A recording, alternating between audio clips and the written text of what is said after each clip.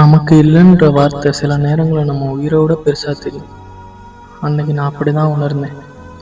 எவ்வளோ நாள், எவ்வளோ நைட்டு ஆசையாக எழுதின ஸ்கிரிப்ட் ஒரு லைன் கூட படிக்கல. ஒரே வார்த்தை, ரிஜெக்ட். மெசேஜ் வந்த நேரம் மைண்டு ஃபுல்லாக ஒரு மாய் பிளாக் ஆயிடுச்சு. நான் எழுதின கதை, என்னோட கனவு, என்னோட நம்பிக்கை எல்லாம் செதறி போன மாதிரி ஆயிடுச்சு. கஷ்டம் என்னன்னா, அவங்க என் ஸ்டோரி ரிஜெக்ட் பண்ணல, என் மனசே ரிஜெக்ட் பண்ற மாதிரி இருந்துச்சு. யாரு டைரக்டரா? என்ன காயம் பட்டிருக்கு? அழுகுறீங்களா?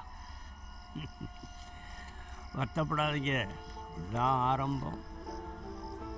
சினிமாவில் தான் மக்கள் சிரிக்கிறதுக்காக எடுக்கிறவன் அழுகணும்.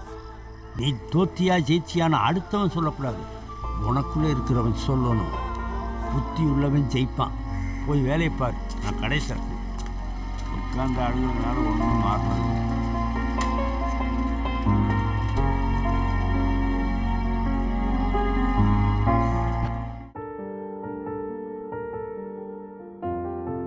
உனக்கு இதெல்லாம் சரிப்பட்டு வராது, வேற வேலை இருந்தா பாரு. உன்னால் டைரக்டர் என்ன ஒரு மை கூட ஆக முடியாது.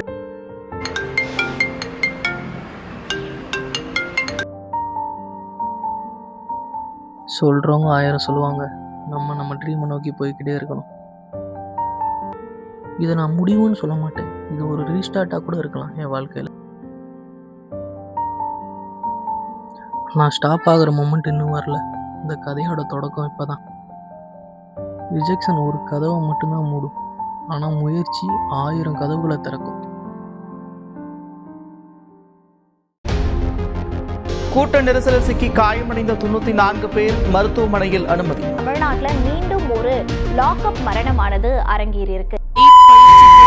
குறைந்த மதிப்பெண் எடுத்ததற்காக மகனை அடித்தே கொன்ற தந்தையின் சம்பவம் அதிர்ச்சி.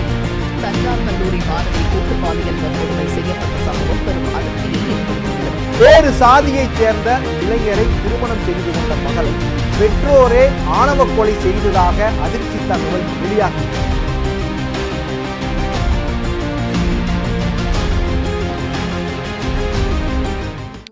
மற்றவங்க என்ன சொல்லுவாங்கன்றதை பற்றி யோசிக்காதீங்க.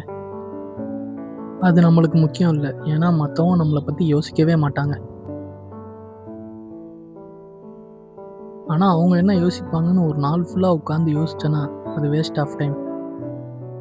உங்களை பற்றி நீங்கள் யோசிச்சுக்கோங்க, ஹாப்பியாக இருங்க.